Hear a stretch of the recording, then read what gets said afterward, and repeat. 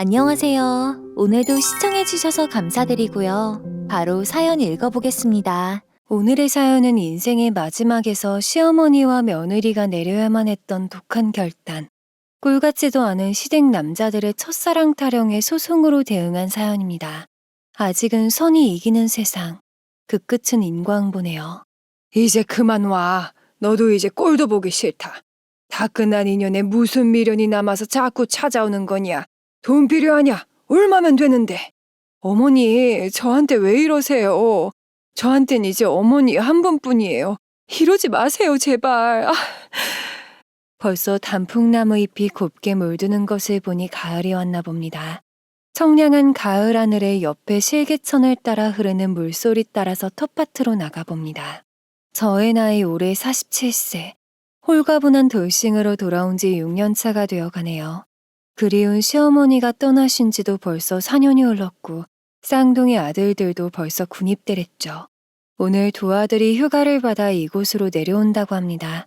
텃밭에서 기른 싱싱한 쌈채소와 아이들이 좋아하는 삼겹살을 구워줄 거예요. 이제야 성인이 되어 마음껏 안아볼 수 있게 된 저의 보물들이죠. 저와 남편은 25년 전 중매로 만났습니다. 그때 저의 나이 25살, 남편은 30살이었어요. 정말 꽃다운 나이였죠. 제 입으로 말하기 부끄럽지만 뽀얀 얼굴에 몸매도 낭창낭창하니 정말 예뻤습니다. 하지만 저는 혼자인 지금이 너무 행복합니다. 먹고 싶은 거 실컷 먹고 남편과 매일 신경전 벌이느라 스트레스 안 받아도 되고 서로 눈치 안 봐도 되고 얼마나 편하고 행복한지 모르겠습니다. 하지만 오해는 하지 마세요. 저는 외모만 믿고 남자나 잘 만나 살려고 했던 속물은 아니었으니까요. 저는 양양에서 가난하지만 부부애가 좋았던 부모님 밑에서 저를 너무나 예뻐하던 오빠와 자랐습니다. 그리고 서울의 전문대를 졸업하고 직장 생활을 할 때 남편을 소개받았죠. 대기업 자동차 부품을 만드는 회사에 다니고 있던 남편은 유쾌하고 다정한 사람이었어요. 그 당시에는 그렇게 생각이 들게끔 행동을 했었거든요. 시댁은 경기도에서 자동차 부품 대리점을 하고 있었습니다. 이것도 남편의 조언에 따라 한 건데 제법 매출이 좋아서 생활형편은 좋은 편이었죠. 다만 시아버님 성격이 아나무인이라 시어머니나 가족들이 골치가 아플 때가 많았습니다. 예를 한번 들어보자면요. 운전 중에 앞에 차량이 깜빡이도 안 켜고 1차선, 2차선 지그재그로 왔다 갔다니 하니까 화가 난 시아버님이 그냥 앞 차량을 들이받았답니다. 다행히 운전자는 많이 다치진 않았지만 화가 많이 났겠죠. 그것도 모자라 시아버님은 차에서 내려 앞차에서 목덜미를 잡고 내린 운전자에게 다가가 손가락질을 하며 운전 똑바로 하라며 소리까지 질렀습니다. 야, 이 잡고사. 운전을 왜 그따위로 하는 거야? 너 같은 운전의 기본도 모르는 것들이 다 차를 끌고 나와 다니니까 나라가 이 모양인 게야. 그렇다고 차를 들이받는 막장이 어딨어? 당신 제정신이야? 아, 목이야. 피해 운전자는 기회는 이때다 싶어 경찰에 신고 안 하는 조건으로 차량 수리비와 치료비로 500만 원을 요구했다죠. 하지만 요구를 들어줄 리 없는 시아버님이 거절을 하고 오히려 운전자를 몰아붙였다고 해요. 운전자는 말이 안 통한다며 경찰에 신고하고 목이며 허리며 통증을 호소하고 병원으로 입원해 합의금의 치료비를 요구했죠. 그것도 꾀병이라며 병원으로 쫓아가서 단판을 지으러 간다는 것을 가족들이 겨우 말려 진정시키는 일도 있었습니다. 그리고 시아버님의 성격은 집에서도 예외는 아니었는데요. 집에서 가족들끼리 식사를 할 때도 지켜야 하는 예절이 있잖아요.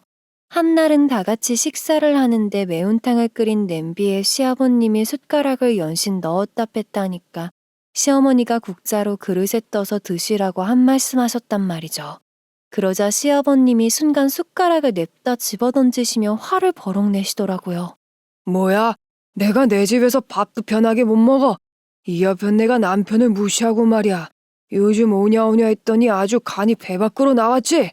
순간 얼굴이 벌개져서 참고 있는 시어머니의 얼굴과 가족들의 쌓이신 분위기.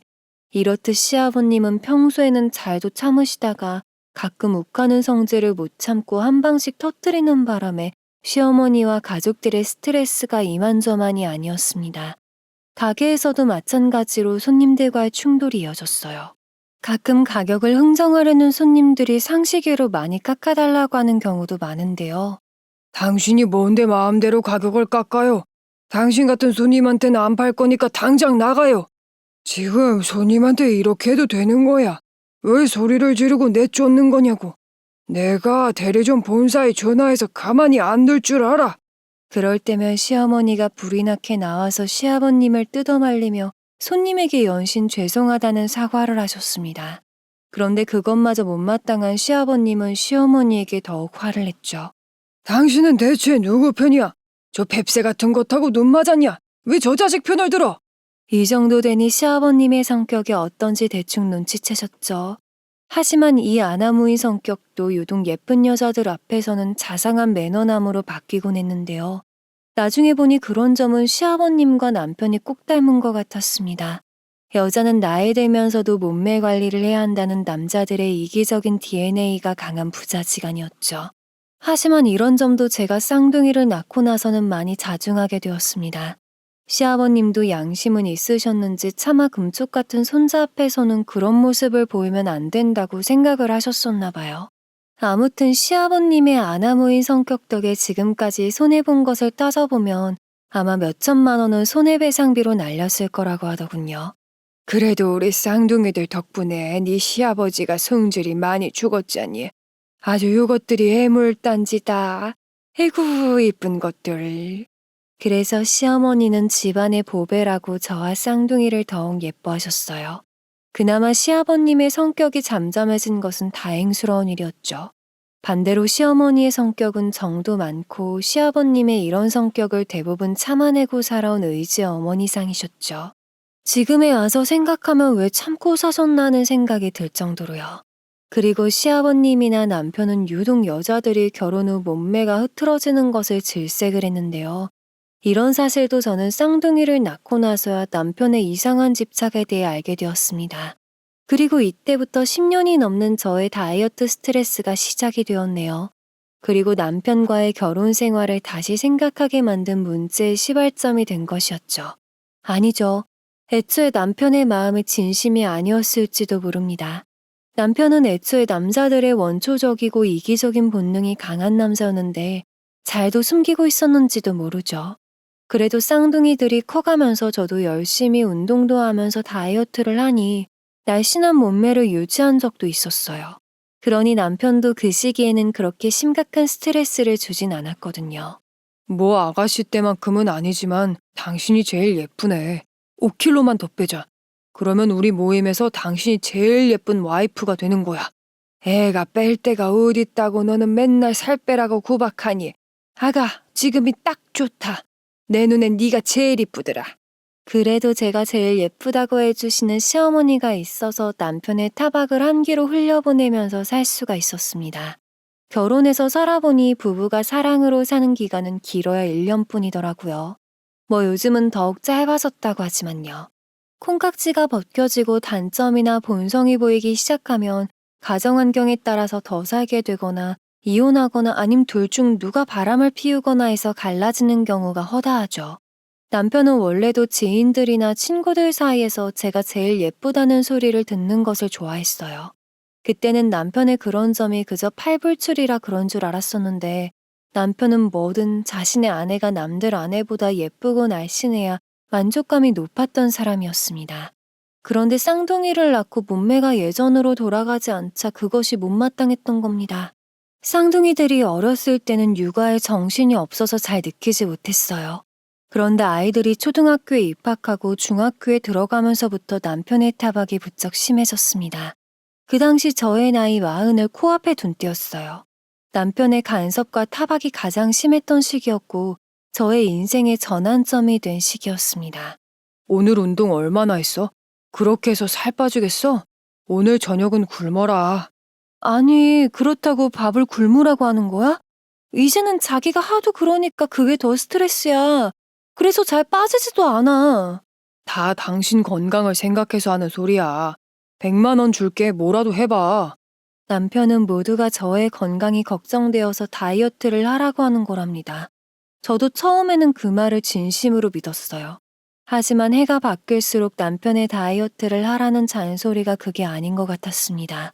제가 하루에 몇 끼를 먹는지조차 모두 체크를 하는 남편을 여러분은 어떻게 생각하세요?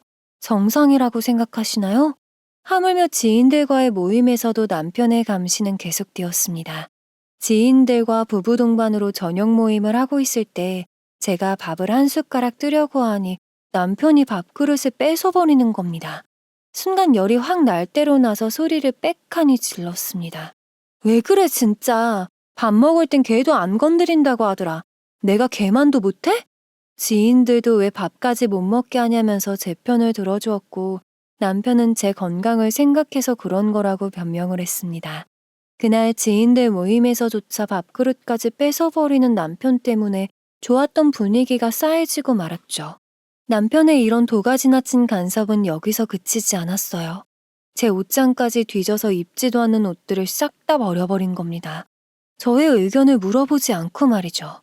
그 사실을 알게 된 제가 남편에게 왜 말도 없이 제 옷을 버렸냐고 화를 내고 따졌습니다. 어차피 입지도 않는 거잖아. 내가 사주면 되지? 백화점 가자, 사줄게. 그런데 맞는 옷이 있을지 모르겠네. 남편의 백화점 가자는 말에 저는 그래 이참에 좋은 옷을 왕창 구입하자며 따라 나섰어요. 백화점 매장에 도착해서 먼저 저는 평소에 입고 싶었던 원피스 매장으로 직행했습니다. 나풀나풀 하늘하늘 여성스러운 원피스들이 매장 안을 가득 채우고 있었죠. 그 중에서 저는 마음에 드는 하나를 골라 직원에게 사이즈를 달라고 해서 갈아입어 보았어요. 제 몸에 딱 맞고 시원한 소재라 마음에 들었습니다. 저의 하얀 피부와도 잘 맞는 것 같았죠. 직원도 잘 어울린다고 하는데 남편만 옆에서 팔짱을 끼고 못마땅한 듯 위아래 훑어보고만 있다가 폭탄 같은 발언을 하는 겁니다. 뚱뚱한 사람들은 치마를 입으면 안 되겠다. 안 어울려. 그냥 바지로 골라봐. 아니에요. 사모님 너무 잘 어울리세요. 그럼 다른 원피스로 드려볼까요? 원피스가 문제가 아니고 우리 와이프가 문제예요. 다른 원피스는 필요 없어요. 제가 이 순간에 어떤 기분이었을지 여러분들은 상상이 가시나요? 많은 여성분들이 아가씨고 아줌마가 돼서도 항상 고민거리는 체중, 몸매, 다이어트가 주 관심사가 되죠. 저 또한 마찬가지였지만 이건 해도 해도 남편이 정말 너무한다 싶었습니다. 매장 직원 앞에서 저를 망신 주는 것도 모자라 아주 뚫린 입이라고 망언을 서슴지 않는 모습에 완전히 화가 나서 뚜껑이 열리고 말았습니다. 저는 바로 옷을 갈아입고 나와서 남편에게 소리치며 집에 가자고 했어요. 당신 오늘 선 넘었어. 옷은 무슨 옷이야. 당장 집에 나가. 가서 우리 깊은 대화를 나눠보자고. 그리고 바로 집으로 돌아온 저희는 대판 붙어서 서로의 입장에 대해 토론을 벌였습니다. 하지만 저의 마음과 입장을 생각해 보려고 하지도 않고 곧 죽어도 자신은 저의 건강이 걱정이 되어 그런 거랍니다. 그러니 기필코 다이어트에 성공해서 55kg 이하로 체중을 빼고 관리하라고 했습니다. 내가 55kg도 많이 봐준 거야. 솔직히 여자들 체중이 50kg를 넘는다는 것은 여자도 아니지. 그럼 당신은 뭐야? 당신은 총각 때나 지금이나 똑같은 몸매를 유지하고 있어? 그 똥배는 뭐냐고. 당신부터 관리 들어가. 저는 순간 이 인간이 제정신인가? 하는 생각이 들어 남편의 몸매 가지고도 따지고 들었습니다. 여자가 무슨 나무토막도 아니고 제각기 생김새나 키에 따라 체중이 달라지는 건데 다 싸잡아서 기준을 정해놓는 것이 정말로 웃겼습니다. 그렇게 말이 안 통하고 큰 벽에다가 대고 말하는 기분이 들어 갑갑하기만 했어요. 남편의 증상이 점점 심해지니 처음부터 저의 외모에만 관심이 있어서 결혼을 한 것인지 의심이 들었습니다. 오롯이 저의 내면을 봐주고 저라는 사람을 인정해줘야 하는데 남편의 기준은 오로지 날씬한 외모였나 봅니다. 그러니 저도 남편에 대한 신뢰가 점점 무너지고 있었어요. 남편과의 관계를 다시 생각해봐야 하는지 점점 스트레스가 쌓여갈 때쯤 시어머니가 쓰러지는 일이 생겼습니다. 이때부터 이 집 남자들의 이기적인 DNA가 드러난 계기가 되었죠. 어느 날 시어머니는 새벽부터 어지럽고 속이 울렁거린다고 하시더니 아침에 쓰러지셨습니다. 평소에 혈압약을 드시고 계셔서 아버님과 병원에 모시고 가봐야겠다고 생각한 차였습니다. 아이고 어머니 정신 차려보세요. 어머니 절대로 정신 놓으시면 안 되세요. 아셨죠? 시어머님은 119에 실려 바로 대학병원 응급실로 옮겨지셨고 뇌졸중 증세로 수술을 받으셨어요. 다행히 골든타임을 안 넘겨 스스로 어느 정도는 회복을 하셨습니다. 하지만 오른쪽 안면마비도 살짝 오고 팔다리 마비 증상이 있었습니다. 마비 증상은 재활을 통해서 어느 정도 회복될지는 오로지 가족들과 어머님의 의지라고 하셨어요. 연락을 받고 울면서 달려온 신호는 막상 어머니 간병 이야기가 나오자 못한다고 발을 빼더군요. 나라고 며느리가 있는데 간병인까진 필요가 없을 것 같다. 둘이 번갈아 가면서 네 어머니 회복시켜놔. 아빠, 나 애들 픽업하러 다니려면 아침 저녁으로 정신 하나도 없어요. 그리고 나도 할 일이 많은 사람이에요.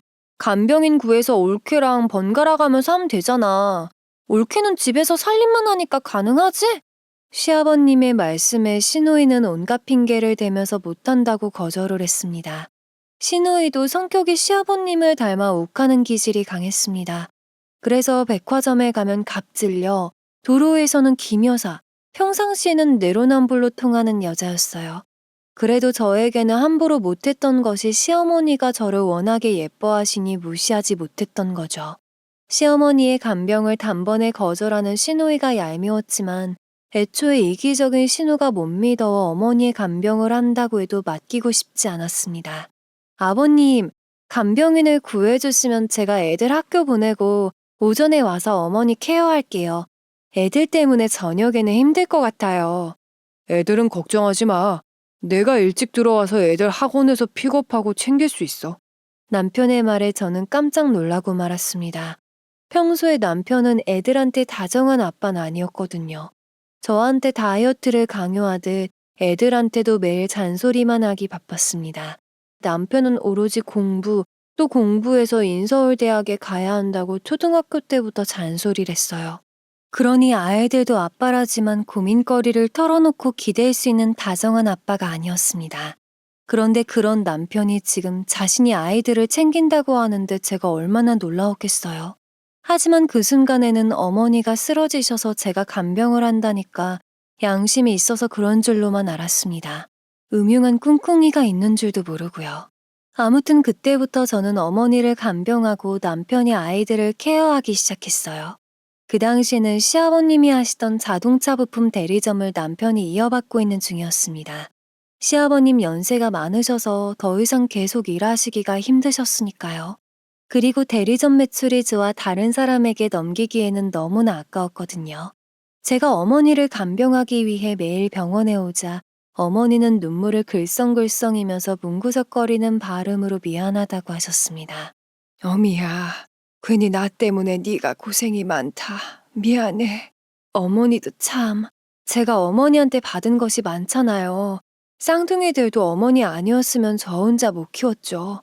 그리고 제가 아프고 힘들 때 항상 어머니가 옆에서 다 해주셨잖아요. 제가 어머니의 손을 꼭 잡아드리며 토닥토닥 해드렸어요. 다시 생각해도 어머니는 저에게 해주신 게 정말 많으셨습니다. 언젠가 제가 친정엄마처럼 잘해주셔서 왜 이렇게 잘해주시냐 물은 적이 있었어요. 그때 어머니가 그러시대요. 자신은 시집살이를 너무 심하게 당해서 며느리를 얻으면 절대로 시집살이를 시키지 않겠다고 다짐하셨다고요. 오히려 다짐과 다르게 서운하게 할 때도 있을 테니 이해해달라고 하셨습니다. 그리고 시어머니에게 가장 고마웠던 일은 친정부모님이 아프실 때 도움을 주셨을 때였어요. 5년 전에 친정엄마가 자궁암 말기로 병마와 힘겨운 싸움을 하고 계실 때 오빠와 올케 언니만으로는 간병이나 병원비를 감당하기 벅찬 상태였습니다.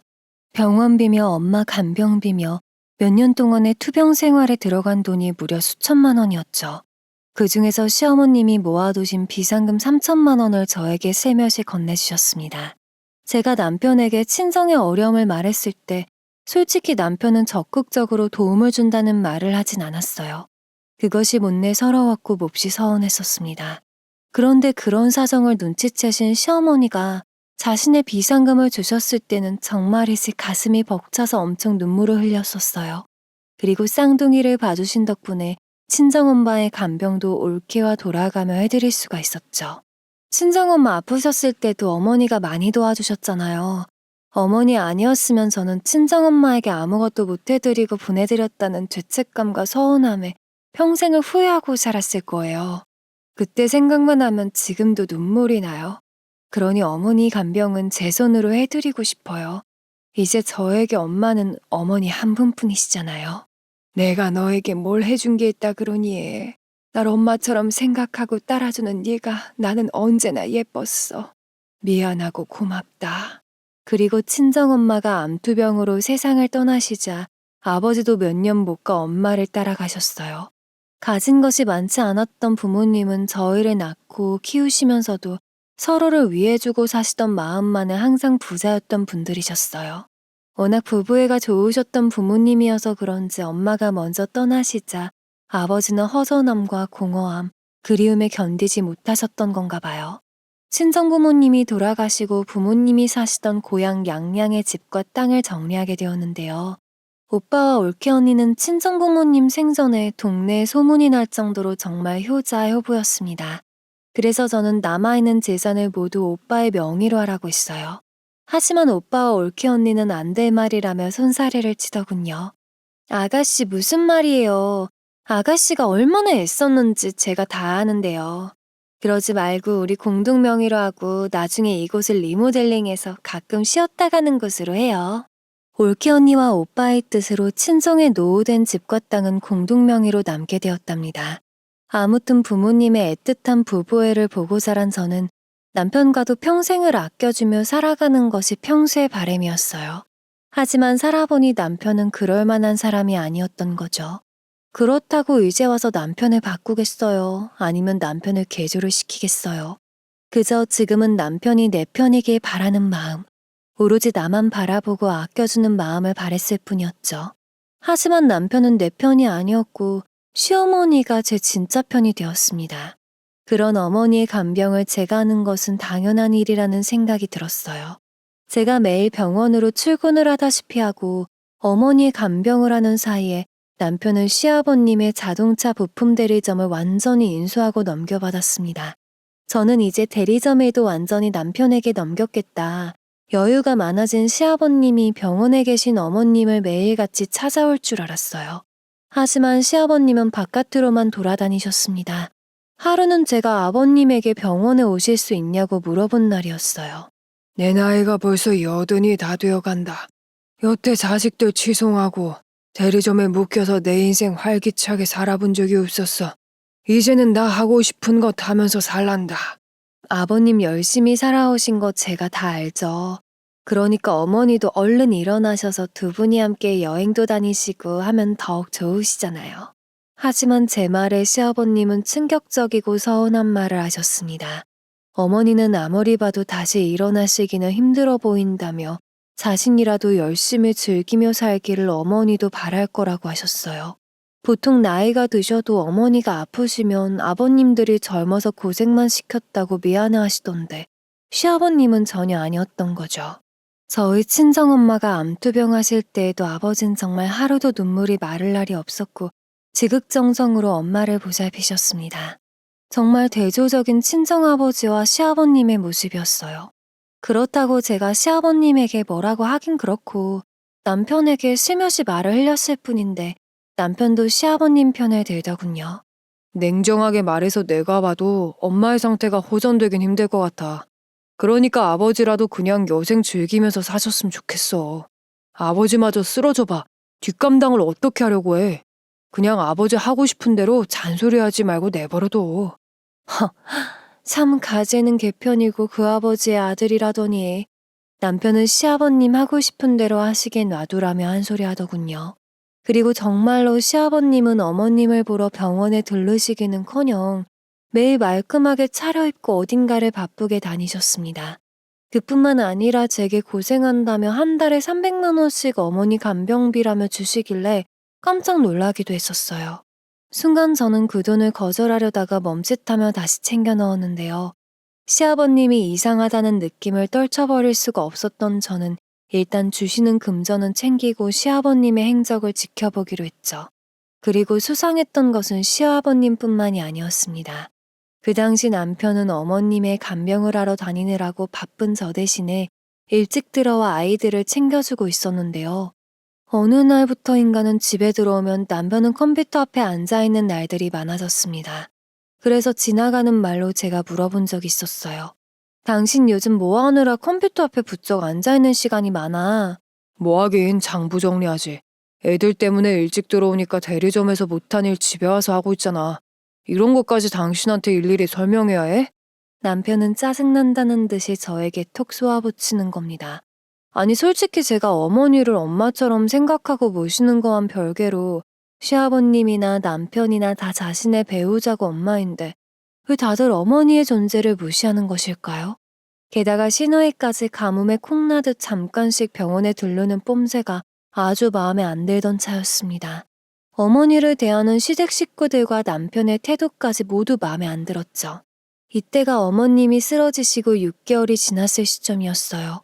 어머님은 재활훈련을 하고 계셨지만 도통 좋아질 기미가 보이질 않으셨습니다. 보는 저도 애 같다고 어머니 또한 많이 지쳐가셨어요. 아무래도 연세가 많으시니 회복이 어려워 보이셨죠. 그런데 엎친 데 덮친 격으로 저와 말씀도 잘하시고 예전 기억도 곧잘 떠올리시던 어머님한테 이상한 증상이 찾아왔습니다. 어느 날 병원에 오니 간병인께서 어머니가 밤새 헛소리를 하셨다고 하는 거예요.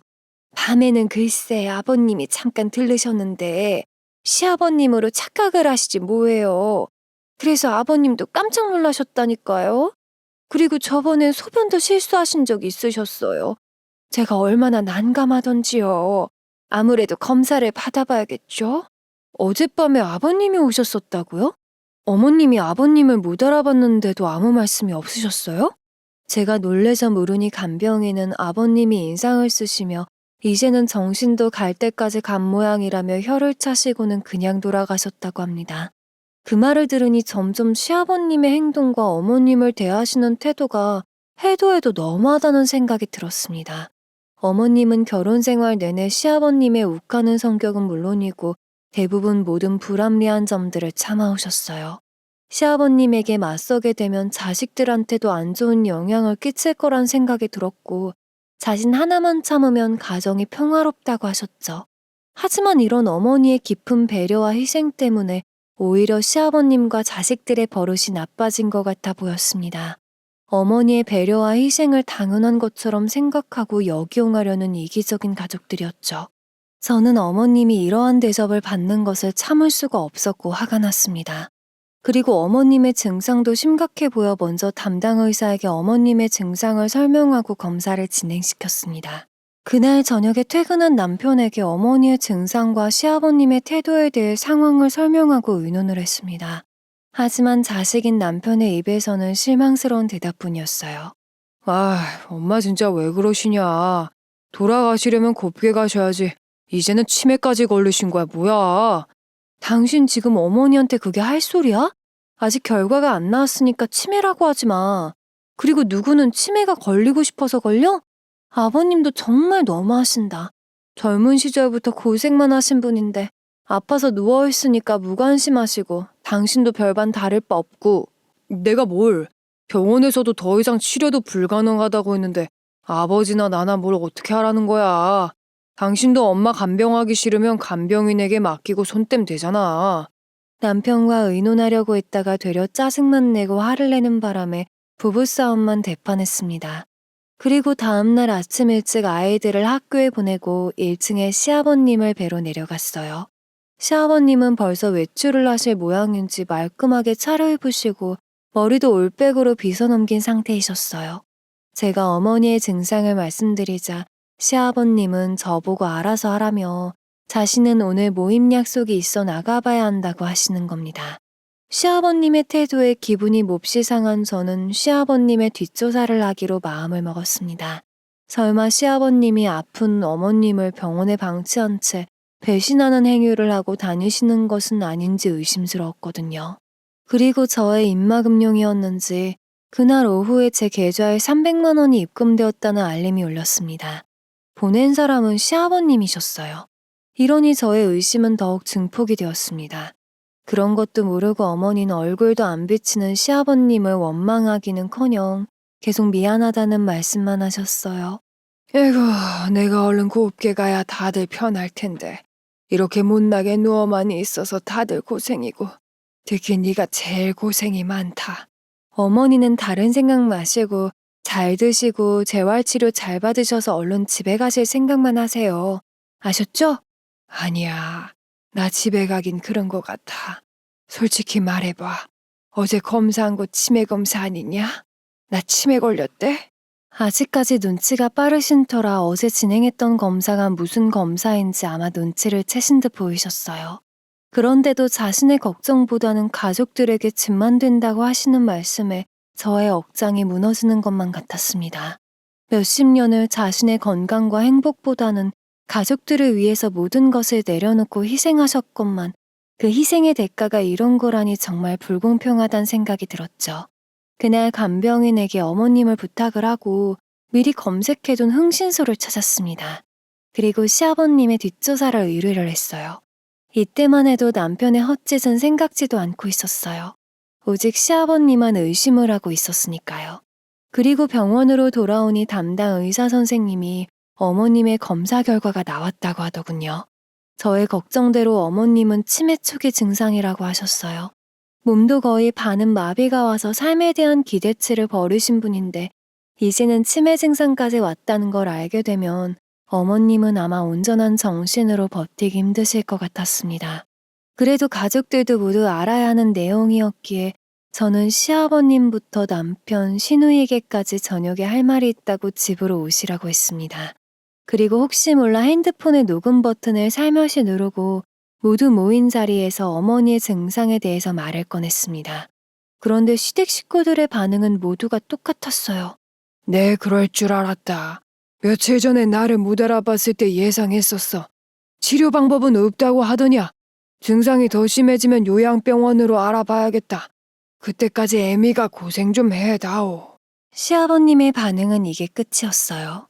증세가 심해지면 요양병원에 모신다는 말, 신약은 없느냐, 적극적인 치료법은 없느냐, 어머님이 불쌍하다는 말은 한마디도 없으시더군요. 그것은 신우나 남편도 마찬가지였어요. 아니, 다른 부모님들은 밤새 안녕이라고 주무시다가 곱게 가시는 분들도 많던데 우리 엄마는 왜 이렇게 가족들을 힘들게 하는 거야? 그래, 당신이 지금처럼 엄마 보살피다가 증상 더 심해지면 요양병원으로 옮기는 수밖에 없겠다. 다들 너무하신 것 아니에요? 어머니가 불쌍하지도 않으세요? 아버님도 그렇고 당신도 정말 너무하네요. 그들의 반응에 실망한 제가 어머님 걱정은 안 되냐, 어머님이 불쌍하지도 않냐고 따지고 들자 그들은 저에게 그러더군요. 아픈 사람 때문에 산 사람 인생까지 망쳐서야 되겠느냐고요. 제가 그래도 가족끼리 이건 아니다. 더구나 어머님이 그동안 가족들을 위해서 얼마나 희생하며 사셨는데 이렇게 대해서는 안 된다 말씀드렸지만 병들고 아픈 어머님은 그들에게 있어 이미 필요 없어진 존재였나 봐요. 너무 답답한 나머지 제가 정말 너무들 한다며 화를 냈더니 시아버님의 말씀이 더욱 충격적이었습니다. 너 간병비가 부족해서 그러냐? 얼마면 되겠니? 말해봐. 5천만 원? 1,000만 원? 시아버님이 간병비 명목으로 제 입을 막으려고 하자 신우와 남편이 팔싹 뛰면서 며느리가 시어머니 간병하는 것은 당연한 일이라며 시아버님을 말리더군요. 돈으로 얼마만 되냐는 시아버님이나 어머님 면회조차 오지 않은 남편과 시누이에게 정말 실망했습니다. 그러면서 간병비가 아깝다고 하는 짓거리를 보니 실망감과 역겨움에 구역질이 넘어오려는 것을 겨우 참았네요. 그리고 더 이상 열을 올리며 화를 내는 것은 제 입만 아프다는 사실을 깨닫고 집으로 돌아왔어요. 대신에 남편에게는 정말 실망했다며 속마음을 말했습니다. 아버님이나 신우한테도 실망이지만 당신한텐 더 실망했어. 어머님이 당신을 어떻게 키웠는데 당신은 걱정도 안 돼? 당신 처음에는 어머님 병실에도 일주일에 2~3번은 들르더니 지금은 아예 코빼기도 안 보이고 당신의 이런 모습 정말 실망이야. 지금은 나 혼자 대리점을 운영해 나가려니까 바빠서 그런 거지. 다 알면서 왜 자꾸 나만 비판하는 거야? 그리고 내가 매일 문병 간다고 엄마가 났는데 그것보다 당신 요즘 엄마 간병한다고 운동도 못하니까 아주 살판이 났지? 더 뚱뚱해진 것 같다 아주. 내가 안 본다고 병원에서 마음 놓고 먹어대는 거 아니야? 남편의 어머님을 대하는 무관심한 듯한 말투와 변명에 저는 너무나 실망을 했어요. 게다가 이 상황에서 다시 들먹이는 다이어트 이야기에 정말 질리고 말았습니다. 그리고 이런 남편이라면 세월이 흘러 제가 어머님 상황이 된다면 남편도 시아버님처럼 나몰라라 할 것이 뻔해 보였습니다. 이런 남편을 믿고 계속 살아야 하는 것인지 하는 믿음이 무너지기 시작했어요. 어머님이 쓰러지기 전에 저의 늘어난 체중 가지고 타박하며 다이어트를 강요하던 남편과 어머님의 병환을 나몰라라 하는 불효자의 모습이 더해지면서 남편과의 결혼 생활을 다시 한번 되돌아보게 되는 계기가 되었던 거죠.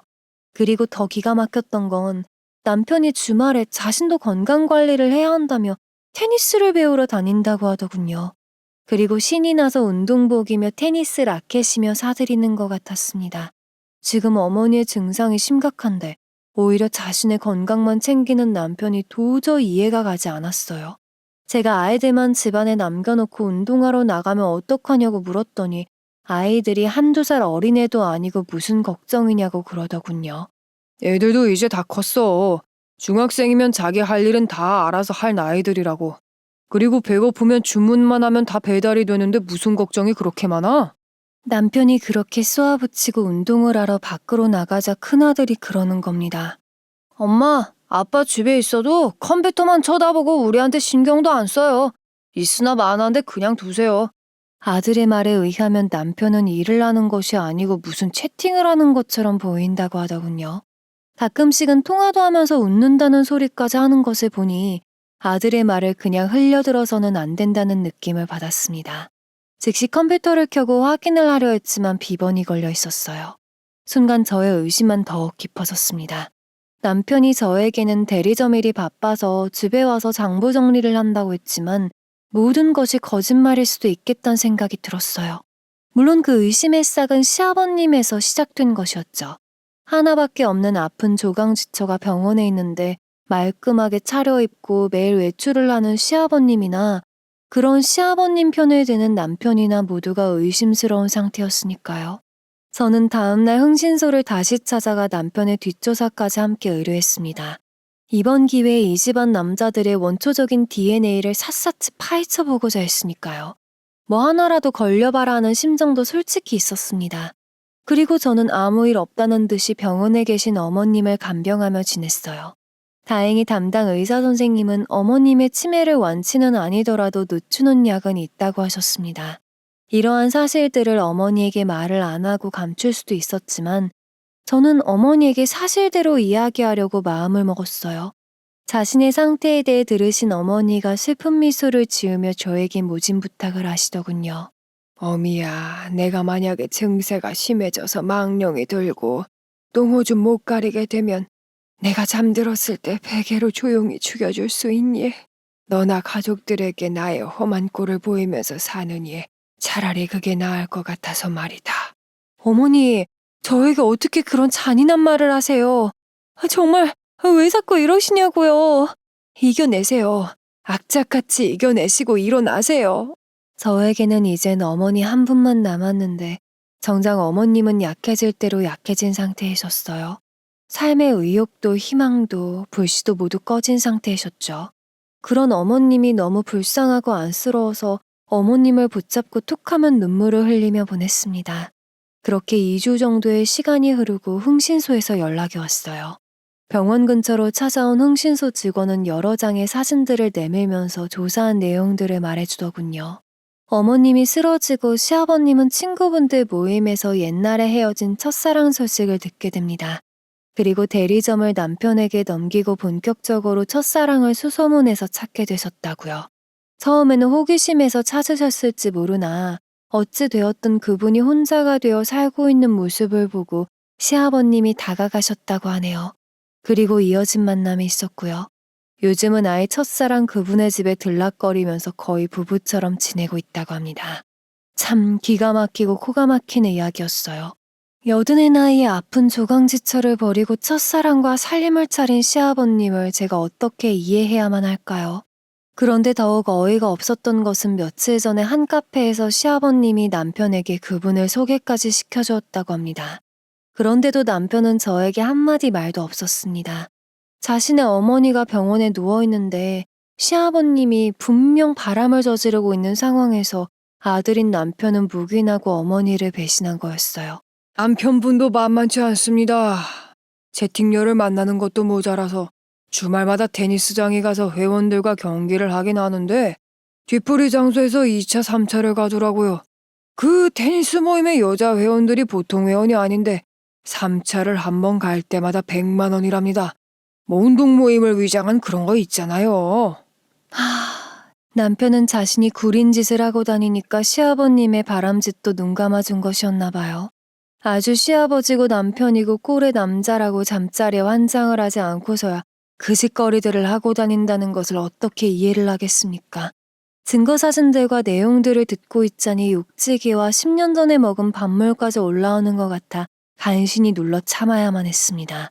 하지만 의연하게 버텼어요. 어머니와 저를 위해서 이 잡것들에게 어떻게 복수를 하나 그것만 생각했으니까요.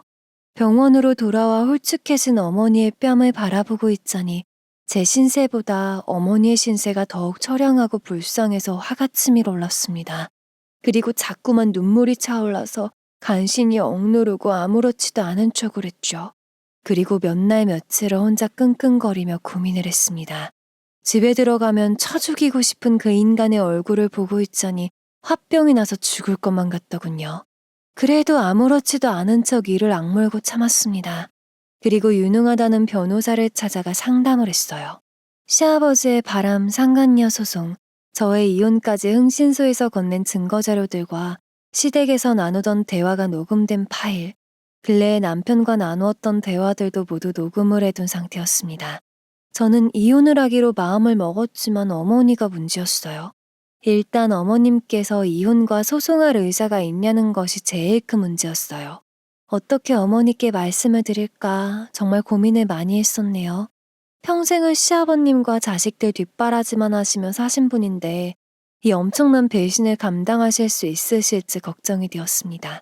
몸도 성치 않은데 이런 사실들을 말씀드리는 것이 옳은지 아니면 끝까지 묻고 가야 할지 판단하기가 정말 힘들었어요.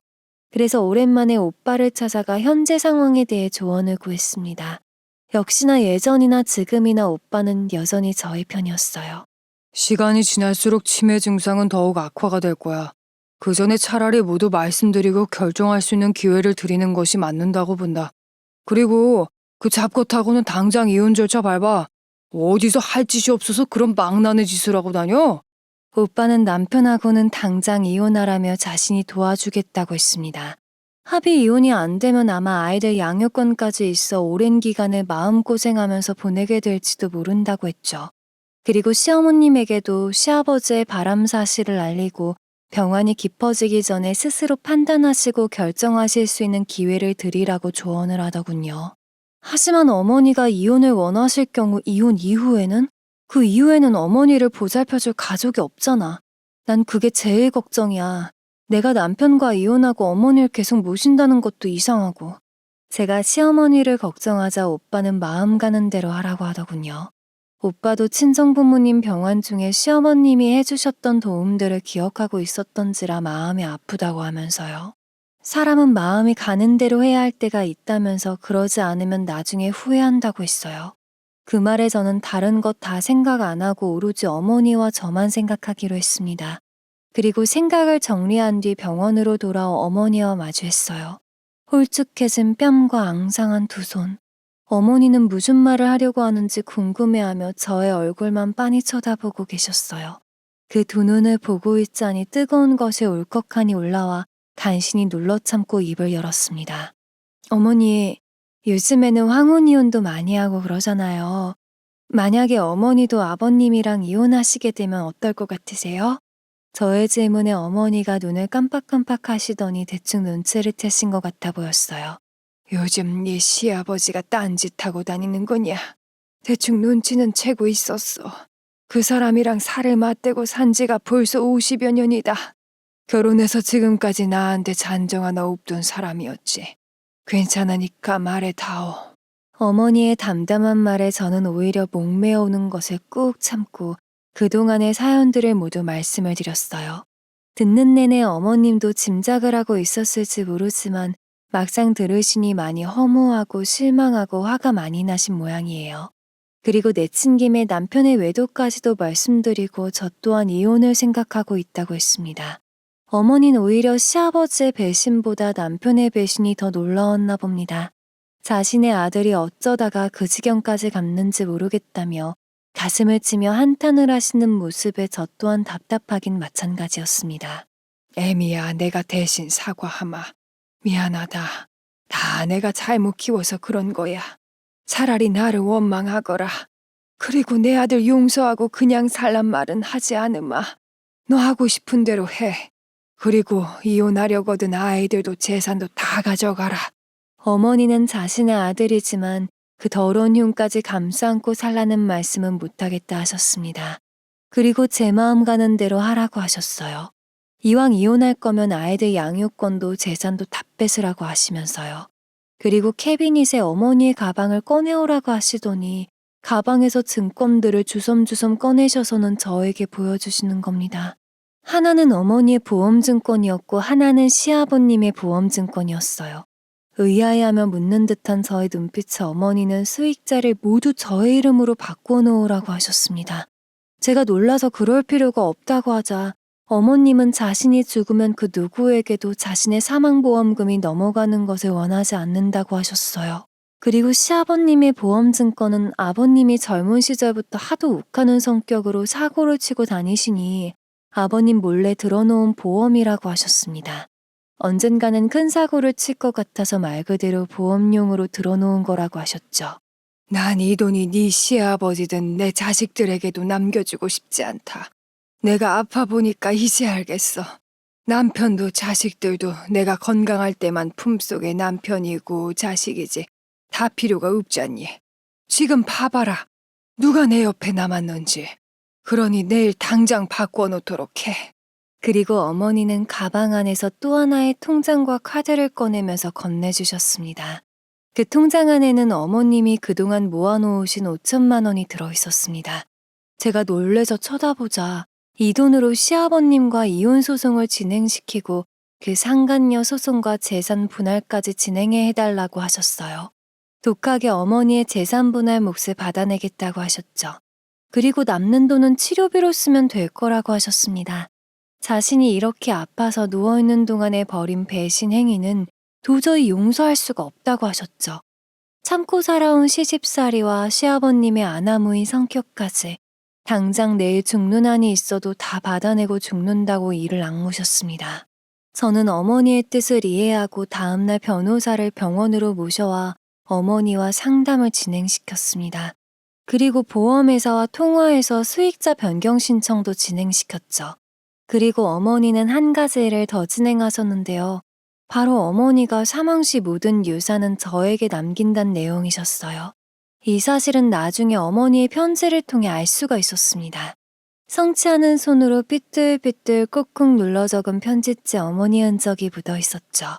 그리고 모든 일들을 진행하는 과정에서 어머니는 의연하게 대처하셨어요. 하지만 간병인에게 들으니 제가 돌아가고 나면 어머니의 숨죽여 우는 통곡 소리가 몇 날 며칠 이어졌다는 소리를 들었습니다.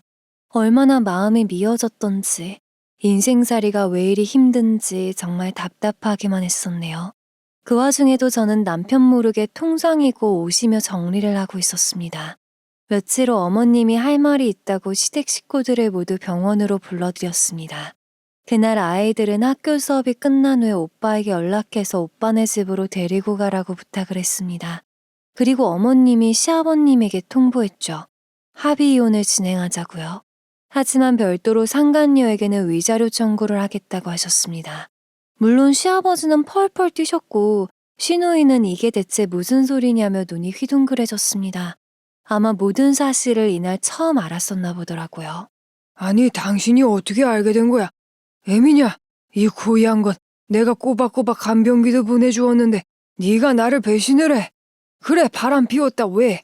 당신이 죽을 날만 바라본다고 나까지 죽은 사람처럼 살길 바랬어. 내 꽃 같은 첫사랑을 만나서 하루라도 꿈 같은 날을 살아보고 싶었어. 그게 그렇게 잘못이야? 시아버지는 오히려 당당하게 첫사랑이라고 밝혔고 죽을 날만 바라보는 사람이 무슨 위자료고 재산 분할을 원하냐며 따지고 들었습니다. 할 테면 한번 해보라고 큰 소리를 치시더군요. 물론 경악한 신우도 놀란 것과는 다르게 재산 때문이었는지 시아버지 편을 들고 나섰습니다. 신우이도 남편도 아주 제정신이 아닌 인간들이었어요. 엄마, 이 나이에 무슨 이혼이야. 집안 망신시키고 싶어? 엄마만 조용히 입 다물면 되는 일이야. 그래, 엄마. 엄마만 참고 넘기면 다 조용해질 일이야. 당신 미쳤어? 왜 쓸데없는 짓을 벌인 거야? 그래, 미쳤다. 왜? 네가 인간이냐? 짐승이지? 어머님 간병하는 와이프를 배신하고 아랫도리를 함부로 놀리고 다니냐? 너도 이혼이야. 제가 아예 까놓고 증거들을 들이대자 시아버지와 남편은 소스라치게 놀라면서도 합의 이혼을 하겠다는 말은 한마디도 하지 않았습니다. 더군다나 시아버님은 자신의 첫사랑 털끝 하나라도 건드렸다가는 땡전 한 푼도 못 받을 줄 알라며 으름장을 놓고 가시더군요. 남편도 할 테면 능력껏 해보라고 저를 비웃으며 돌아섰고 신우 또한 왜 이를 들쑤셔서 이사단을 만들었냐며 핀잔을 주었습니다. 그날부터가 전쟁이었어요. 변호사를 통해 소장을 날리고 상간녀에게도 위자료 청구 소송을 시작했습니다. 저는 그들이 소장을 받고 병원으로 쳐들어와 횡포를 부리기 전에 어머니의 병원부터 옮겼습니다. 그리고 남편은 아이들까지 빼돌린 것을 알고 나서 꼭지가 돌아 병원으로 쳐들어왔지만 이미 어머니의 병원은 다른 곳으로 옮긴 후였습니다. 물론 소장을 받은 시아버지의 그녀도 난리가 났었죠. 나는 아무 죄가 없어요. 분명히 아내와는 사별을 했다고 했어요. 전 그 말을 믿었을 뿐이에요. 이 할망구가 진짜 노망이 들었나. 죽을 거면 빨리 죽긴 하지 왜 내 인생까지 꼬이게 만드는 거야? 당신들은 치매에 걸린 환자의 말을 믿는 거야? 다 헛소리라고. 하지만 법원은 저희의 편을 들어주었습니다. 시아버지에게는 어머니에게 재산 분할로 5억을 지급하라는 명과 상간녀에게는 위자료 3천만 원을 지급하라고 했어요. 그리고 남편은 저에게 재산 분할로 3억과 위자료 3천만 원을 지급하라고 했지만 양육권은 남편에게 넘어갔습니다. 제가 경제력이 없다는 이유 때문이었는데요. 그래도 가정주부였지만 시부모님 봉양과 시어머니 간병까지 내줘 육아 가사노동의 다이어트를 강제로 요구한 점까지 내세워 마지막까지 제 몫을 받아냈죠. 제가 양육권을 가지고 끝까지 싸우려고 하자 두 아들은 철이 빨리 들었는지 이렇게 이야기하더군요. 엄마 걱정 마세요. 몇 년만 있으면 저희 금방 성인이에요. 주말마다 엄마랑 할머니 보러 갈게요. 그리고 이제 엄마 인생 사셔야죠. 그 후 아이들은 고삐 풀린 전 남편 때문에 사춘기 기간 동안 정말 힘든 시간들을 보냈습니다. 그리고 성인이 되기까지 6년. 아이들은 성인이 되자마자 남편에게서 벗어나고자 독립을 했고 지금은 군입대를 한 장성한 아들들로 듬직하게 자랐습니다. 이 점은 아들들에게 너무나 감사한 일이었어요. 이혼 후 저는 어머님을 공기 좋은 요양병원으로 옮겨서 간병을 하며 끝까지 모셨는데요. 이제 그만 와. 너도 이제 꼴도 보기 싫다. 다 끝난 인연에 무슨 미련이 남아서 자꾸 찾아오는 거냐? 돈 필요하냐? 얼마면 되는데? 어머니, 저한테 왜 그러세요? 저한텐 이제 어머니 한 분뿐이에요. 이러지 마세요, 제발. 제가 병원을 찾을 때면 어머니는 저의 인생을 살아가라며 찾아오지 말라고 매몰차게 내치기도 하셨답니다. 그때 생각만 하면 지금도 코끝이 시큰하고 마음이 먹먹해져 옵니다. 어머니가 요양병원에서 치료받으시는 동안에 남편과 시누이는 코빼기 한번 비친 적이 없었습니다. 정말 못된 자식들이죠. 그래서 어머님은 더더욱 자식들에게 한 푼도 줄 수 없다고 노하셨습니다. 그리고 시아버지는 이혼 소송이 끝나고 몇 달이 지났을 무렵 차 사고로 돌아가셨다는 소식이 들려왔어요. 물론 첫사랑과 함께 차에 타고 있다가 사고가 나서 어머니보다 먼저 세상을 떠났습니다. 그때 저는 저승사자도 먼저 데려갈 사람을 알아본다는 생각이 들더군요. 그리고 어머님은 가지고 있던 시아버님의 보험으로 3억의 사망보험금을 수령하게 되었습니다. 참 아이러니한 일이었어요. 결국 아버님은 어머님보다 먼저 돌아가시면서 거액의 목숨값을 어머니에게 주시고 가셨으니까요. 그래서 인생은 새옹지마라고 하는 건가 봅니다. 아마 이 사실을 시아버지가 알았더라면 무덤에서 벌떡 일어났을 겁니다. 전 남편이야 뭐 날씬한 그녀들을 찾아 헤매면서 자유로운 영혼으로 살다가 가정 있는 유부녀와 소송에 엮이면서 위자료 소송에 골치 아픈 나날을 보내고 있다고 하네요. 모두가 인과응보의 대가이겠죠. 어머닌 요양병원에서 2년을 계시면서 치매로 고생을 많이 하셨습니다. 마지막 가는 그날까지 저는 어머니의 손을 꼭 잡고 놓질 않았어요. 애미야, 미안해. 그리고 고마웠다. 내가 살면서 제일 잘한 일이 너를 내 며느리로, 내 딸로 맞은 일이다. 그동안에 나 때문에 자유롭지 못했는데 이제는 너 하고 싶은 대로 하면서 살다가 와. 혹시라도 좋은 인연이 나타나면 다시 행복해지라고 내가 빌어주마. 저도 어머니와 함께라서 좋았어요. 그리고 우리 쌍둥이가 있잖아요. 부디 좋은 곳에 가셔서 행복하게 쉬고 계셔요. 저는 조금만 더 있다 갈게요. 그리 오래 걸리진 않으니까 나중에 다시 뵈면 웃어주세요. 그거 하나면 될 것 같아요. 엄마. 그리고 제정신이 들었을 때 저의 손을 꼭 잡아주시며 자신의 아들의 업보까지 모두 안고 가겠다는 말에 저는 그만 울컥하고 말았습니다. 어머니는 남편의 외도로 불행해진 저의 삶을 몹시 안타까워하셨던 거였어요. 그리고 모든 재산을 저에게 남겨주시며 저의 남은 인생과 손주들을 위해 사용하라고 하셨죠. 어머니가 돌아가시고 이 사실들을 전 남편과 신우가 알게 되었어요. 그리고 찾아와서 어머니의 재산과 보험금을 내놓으라고 하는 바람에 대판 붙었습니다. 야, 우리 엄마 재산이야. 네가 뭔데 그걸 다 받아가? 당장 안 내놔? 이게 진짜 천년 묵은 여우였네. 너 그거 소송할 거야? 좋은 말 할 때 내놔라. 살아계실 때 잘했어야지. 너희들이 자식이냐? 양심 좀 있어봐. 그리고 할 테면 해봐. 하나도 겁 안 나니까. 이참에 아주 잘근잘근 밟아줄게. 당연히 그들은 어머니의 공증된 유언장 덕분에 이런 한 장도 건드릴 수가 없었습니다. 계속 시골집까지 찾아와 횡포를 부리길래 경찰에 신고하고 접근금지 신청을 했습니다. 모르는 사람들은 말합니다. 이혼했는데 치매에 걸린 시어머니의 간병을 왜 하느냐고요. 하지만 그분은 저에게 시어머니이기 전에 마지막 엄마이셨던 분이셨어요. 남편하고 살았던 14년 세월이 아닌 시어머니가 엄마가 되었던 세월이었으니까요. 저는 지금 고향인 양양으로 내려와 제2의 삶을 살아가고 있는 중입니다. 친정부모님의 낡은 집은 오빠와 의논해서 고택으로 리모델링을 했고 여행객들이 쉬어갈 수 있는 곳으로 운영 중에 있습니다. 우리들은 저마다 인생의 갈피 속에서 생각지도 않은 사연들이 있게 마련이죠. 저의 인생 갈피 속에는 엄마 같은 시어머니와의 추억 속에서 연민과 후회와 행복의 깨달음이 있었습니다. 저의 인생보다는 어머니의 추억과 인생을 생각하면 코끝이 찡해오는 그리움과 아쉬움이 많았던 세월이었어요. 어머니의 바람대로 저는 이제 훨훨 날개를 달고 저의 멋진 인생을 살아가려고 합니다. 저의 나이 이제 50을 바라보고 있으니 아직도 인생의 반이 남아있으니까요. 하지만 그 반이 때로는 길게도 느껴지고 짧게도 느껴지는 나이가 되었네요.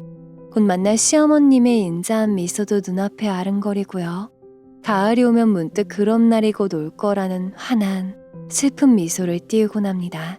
길었던 저와 어머니의 사연을 들어주셔서 감사드리고 단풍으로 물들 아름다운 계절 10월에는 영원히 간직할 행복한 추억을 만드시길 기원드립니다.